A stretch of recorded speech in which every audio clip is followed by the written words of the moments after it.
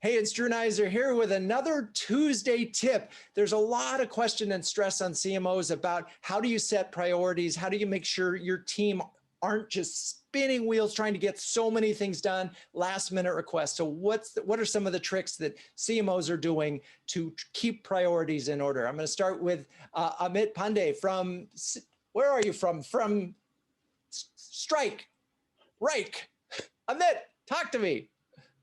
Control your narrative. If you want to help your company control the narrative out there in the world, control your marketing team's narrative. Control the marketing team's narrative. Okay, that's great. They know what you're trying to do. Make sure everybody else in the organization does. Next up, Heidi Bullock from Tealium. Heidi, what is your tip?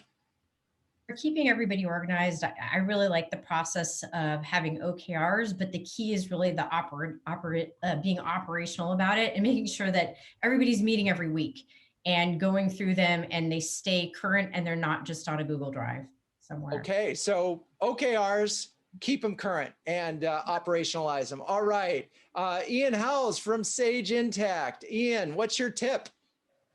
Take yourself on mute. Here we go. My tip is big problems are too hard to solve, so break them down into smaller problems. So we think about if you do it at a marketing level, it's just too big. So we break it down into verticals and micro verticals. And then we have targets for each week for every one of those. And then you can measure yourself continuously. And then you make it easy to measure as well every day. I love it. So break the problems down into bite-sized chunks. All right.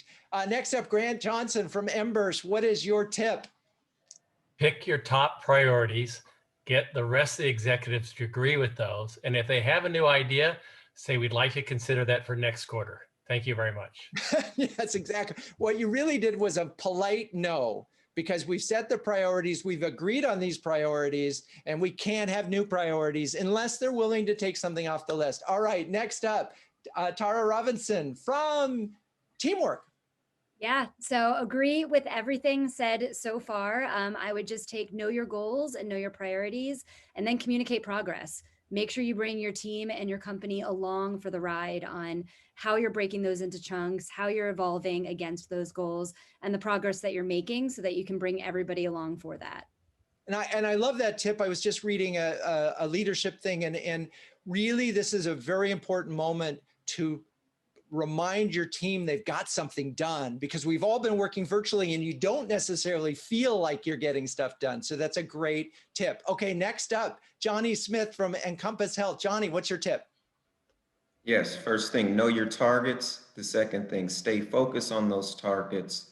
Focus on what's important and don't deter to the urgent request. There it is.